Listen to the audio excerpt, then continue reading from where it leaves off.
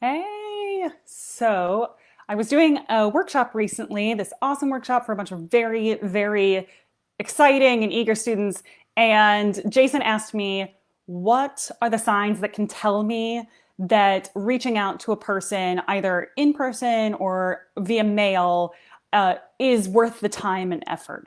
And I said to myself, ideal client exercise. So, so welcome to Fri-YAY. We're talking about ideal client exercise today. Fri-YAY is my weekly web series where we talk about music entrepreneurship, we talk about audience development, we talk about creative placemaking, we talk about new music, we talk about, just all the things that I like. My name's Megan Enan, and I'm jumping in to talk about ideal client exercise. So ideal client exercise is used in tons of places. This is not at all mine that I've come up with at the beginning.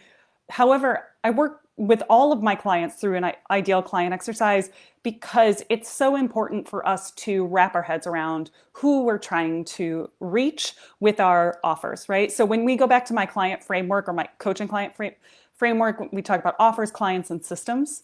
And if we don't know who the clients are, then it's going to fall apart. So that's why we want to talk about ideal client exercise. So you are probably familiar with demographics, right? So the first part of the ideal client exercise is that I ask my clients to tell me about either an experience that they've had in the past where they worked with somebody that just made them feel like this is it, this is what I want to be doing, we're making magic happen here.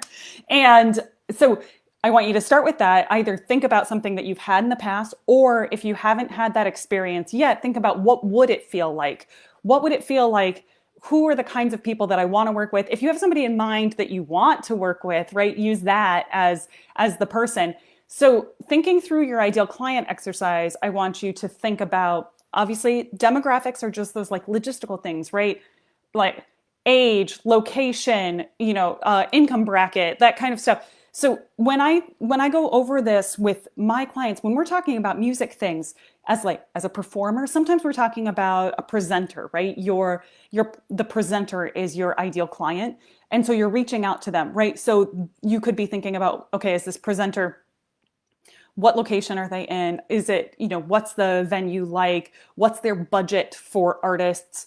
You could be thinking about what's their audience also like, right? That could be part of our demographics as well. And then you can think about uh, going from there.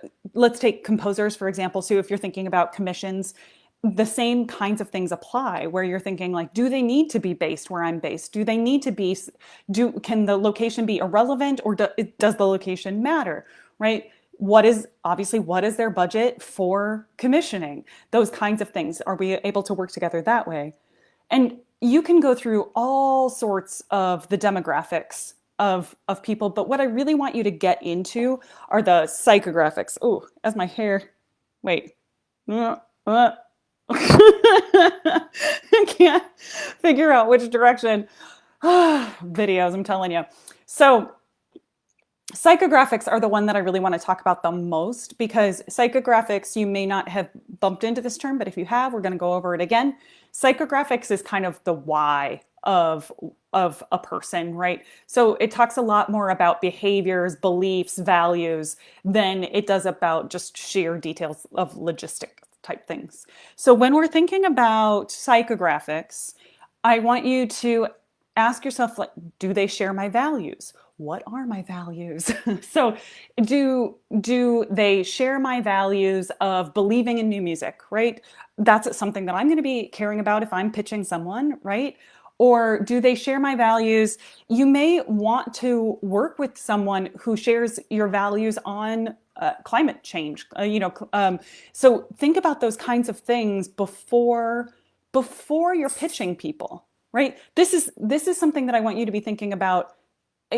Before an email goes out the door, I want you to really think through this. Give yourself some time to just like be aware of these kinds of things. So psychographics, we're thinking about what are their behaviors, what's their communication style? Do they like to, can they email back and forth? One of mine is probably like, can we keep our conversations going via email or text?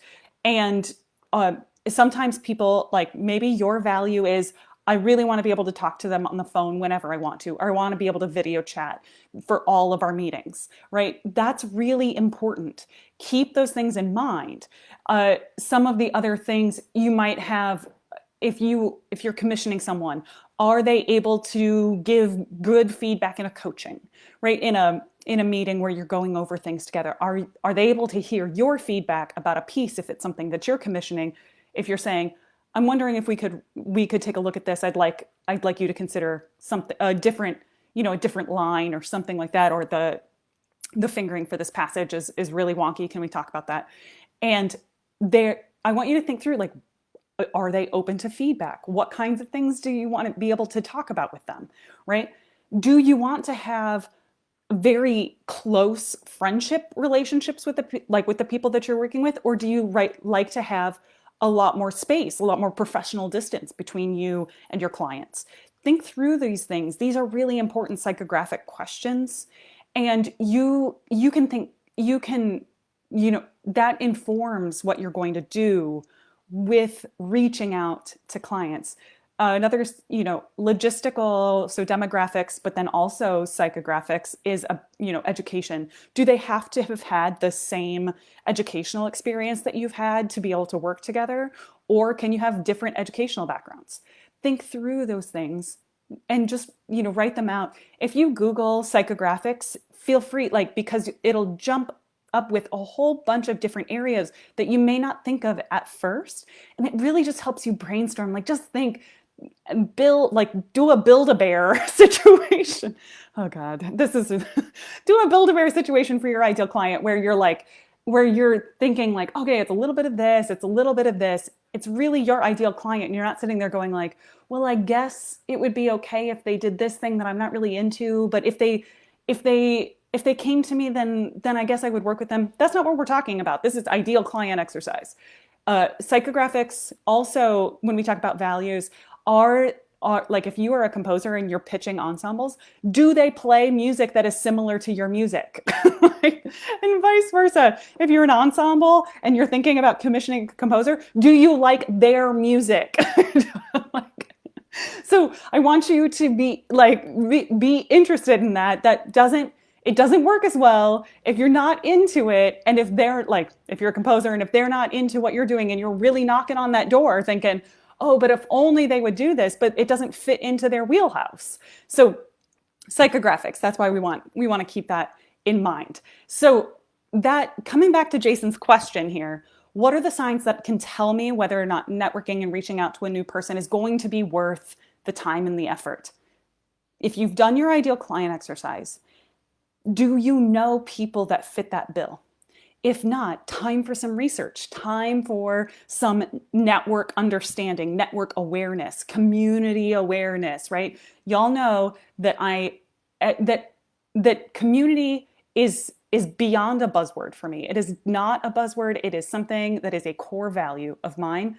And so when I am telling you to go learn about your field, I'm not just saying just surface level stuff. I'm saying go ask questions, go have conversations, learn about the people, develop an awareness of what's going on with certain ensembles, with presenters, with your colleagues all over the place. Say, what's going on in your scene? Tell me more about it. Who are you really excited about right now? All of those kinds of things. So if you've done that work, that first level of knowing what you want, what you value, right? What your ideal setting is, what your ideal relationships are in your professional life. Well, this works in your personal life too, but in your professional life, then when you are reaching out to people, if they aren't part of that, or they're not checking off those boxes, then you've already let yourself know that that's not the ideal relationship. Good things could still come out of that, but if you're going to put all of your eggs in that basket, I want you to be aware of where the breakdowns in communication might happen, the misunderstandings might happen, and that's okay. It's always okay to move through those things, but don't be crushed if somebody comes back to you and says well, we don't. I'm sorry, I'm really interested in this different type of style than what you write, or something I don't think anybody would be that rude, but whatever. It's a new day every day. So think about think about that. Are you reaching out? And then we'll talk about, I'm sure another Fri-YAY, we'll talk about templates for pitch emails. If you haven't, I think I might have one in my store, so I'll point you to it if I can find it. Um, so before you send that email out, do these steps so that you know that you're reaching out to people who would be ideal relationships, ideal legacy collaborators, right? That's what we're looking for. Okay? So, divas, that's it for today. Do your ideal client exercise, right? Keep that in mind as you're pitching people. And as always, stay sparkly inside and out. And I'll talk to you next time.